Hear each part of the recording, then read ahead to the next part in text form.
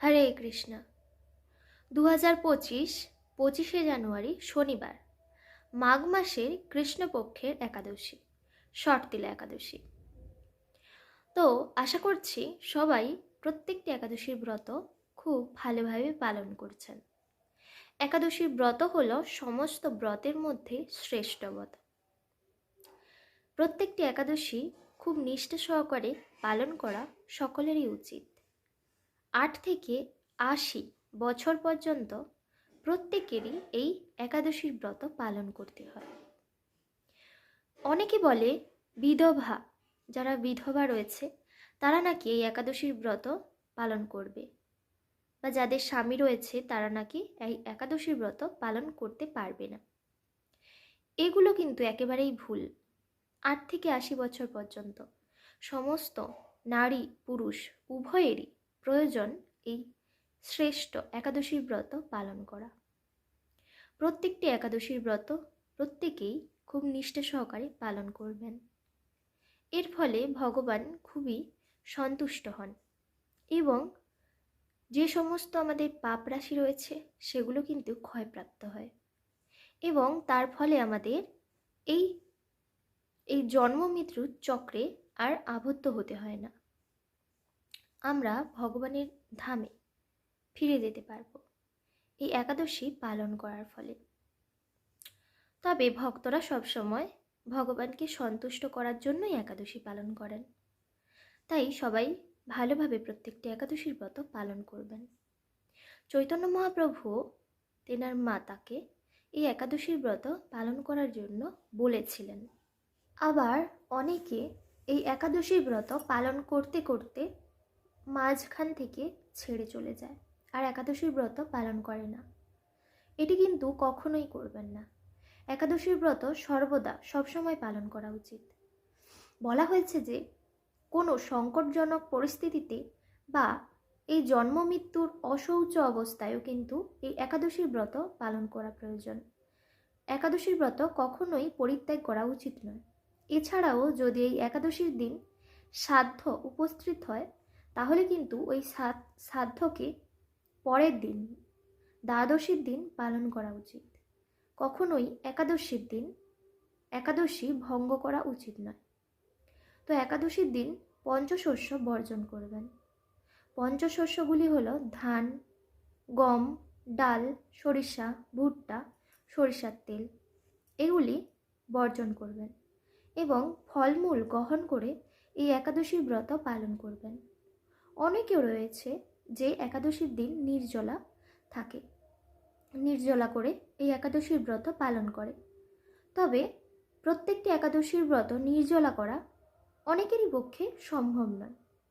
হয়তো কিছু কিছু মানুষ রয়েছে যে এই একাদশীর ব্রত প্রত্যেকটি নির্জলা করে, কিন্তু এখনকার অনেকেরই মানুষ রয়েছে যে এটি করা সম্ভব নয়।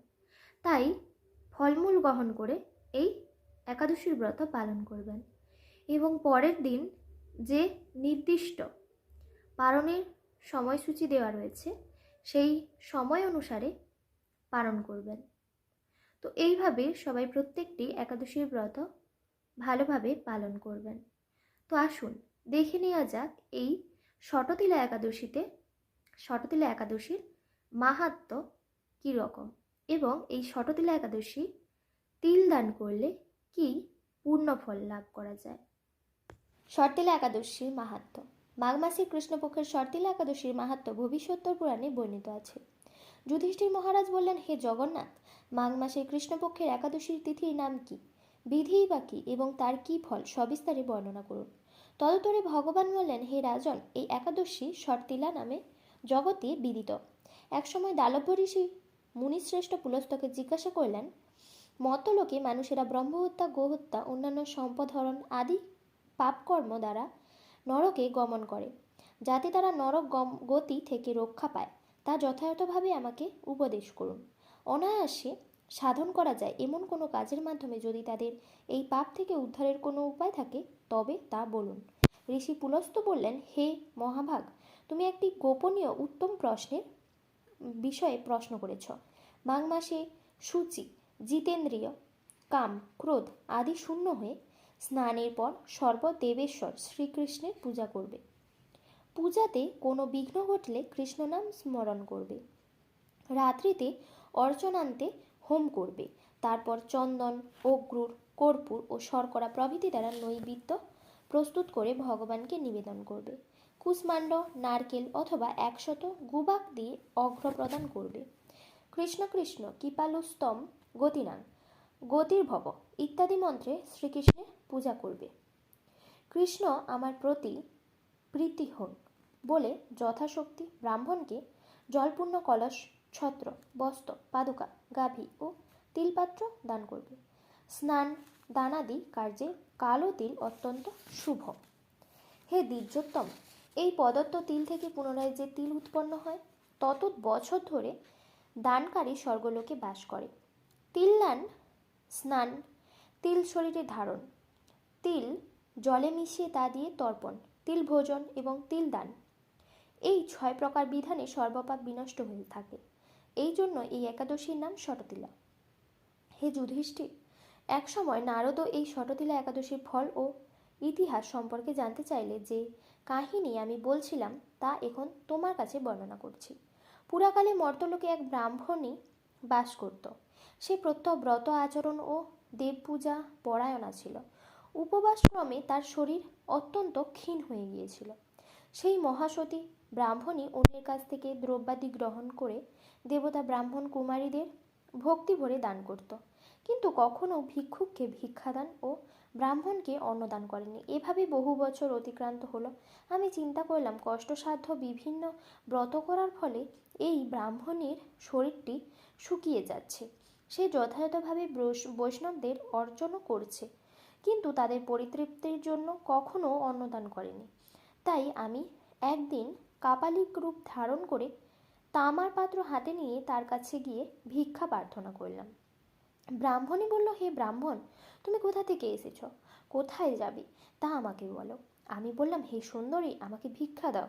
তখন সে ক্রুদ্ধ হয়ে আমার পাত্রে একটি মাটির ঢেলা নিক্ষেপ করলো। তারপর আমি সেখান থেকে চলে গেলাম। বহুকাল পরে সেই ব্রাহ্মণী ব্রতপ্রভাবে সশরীরে স্বর্গে গমন করল। মাটির ঢেলা দানের ফলে একটি মনোরম গৃহ সে প্রাপ্ত হলো। কিন্তু হে নারদ, সেখানে কোনো ধান ও চাল কিছুই ছিল না। গৃহশূন্য দেখে মহাক্রোধে সে আমার কাছে এসে বলল, আমি ব্রত, কিচ্ছর সাধন ও উপবাসের মাধ্যমে নারায়ণের আরাধনা করেছি। এখন হে জনার্দন, আমার গৃহে কিছুই দেখছি না, কেন? হে নারদ, তখন আমি তাকে বললাম, তুমি নিজ গৃহে দরজা বন্ধ করে বসে থাকো। মর্ত্যলোকের মানবী সশরীরে স্বর্গে এসেছে শুনে দেবতাদের পত্নীরা তোমাকে দেখতে আসবে, কিন্তু তুমি দরজা খুলবে না। তুমি তাদের কাছে ষটতিলা ব্রতের পূর্ণ ফল প্রার্থনা করবে। যদি তারা সেই ফল প্রদানে রাজি হয় তবেই দরজা খুলবে। এরপর দেবপত্নীরা সেখানে এসে তার দর্শন প্রার্থনা করল। ষটতিলা ব্রতের ফল পেলেই কেবল সেই মানবী দর্শন দেবেন। জেনে তাদের মধ্যে এক দেবপত্নী তার ষটতিলা ব্রতজনিত পূর্ণ ফল তাকে প্রদান করল। তখন সেই ব্রাহ্মণী দিব্যকান্তি বিশিষ্টা হলো এবং তার গৃহ ধন্যধান্যে ভরে গেল। দ্বার উদ্ঘাটন করলে দেবপত্নীরা তাকে দর্শন করে বিস্মিত হলেন। হে নারদ, অতিরিক্ত বিষয় বাসনা করা উচিত নয়। বিত্ত, স্বার্থ ও অকর্তব্য নিজ সাধ্যমতো তিল, বস্ত্র ও অন্ন দান করবে। ষটতিলা ব্রতের প্রভাবে দারিদ্রতা, শারীরিক কষ্ট, দুর্ভাগ্য প্রভৃতি বিনষ্ট হয়। এই বিধি অনুসারে তিল দান করলে মানুষ অনায়াসে সমস্ত পাপ থেকে মুক্ত হয়। পরের দিন পায়নের সময়সূচি: পশ্চিমবঙ্গ 6টা 25 থেকে 9টা 58, বাংলাদেশ 6টা 49 থেকে 10টা 14, দিল্লি 7টা 12 থেকে 10টা 46, বৃন্দাবন 7টা 8 থেকে 10টা 44, উত্তরপ্রদেশ 6টা 55 থেকে 10টা 31, মুম্বাই মহারাষ্ট্র 7টা 14 থেকে 10টা 58, পুনে মহারাষ্ট্র 7টা 9 থেকে 10টা 54, নাগপুর মহারাষ্ট্র 6টা 52 থেকে 10টা 35, ভুবনেশ্বর উড়িষ্যা 6টা 25 থেকে 10টা 5, ঝাড়খণ্ড 6টা 30 থেকে 10টা 10, বিহার 6টা 33 থেকে 10টা 10, ছত্তিশগড় 6টা 41 থেকে 10টা 23, শিলং মেঘালয় 6টা 8 থেকে 9টা 46, গুয়াহাটি আসাম 6টা 9 থেকে 9টা 47, আগরতলা ত্রিপুরা 6টা 7 থেকে 9টা 47, মিজোরাম 5টা 59 থেকে 9টা 40, মণিপুর 5টা 58 থেকে 9টা 37, নাগাল্যান্ড 5টা 58 থেকে 9টা 35 অরুণাচল প্রদেশ। 6টা 4 থেকে 9টা 41 সিকিম। 6টা 25 থেকে 10টা উত্তরাখণ্ড।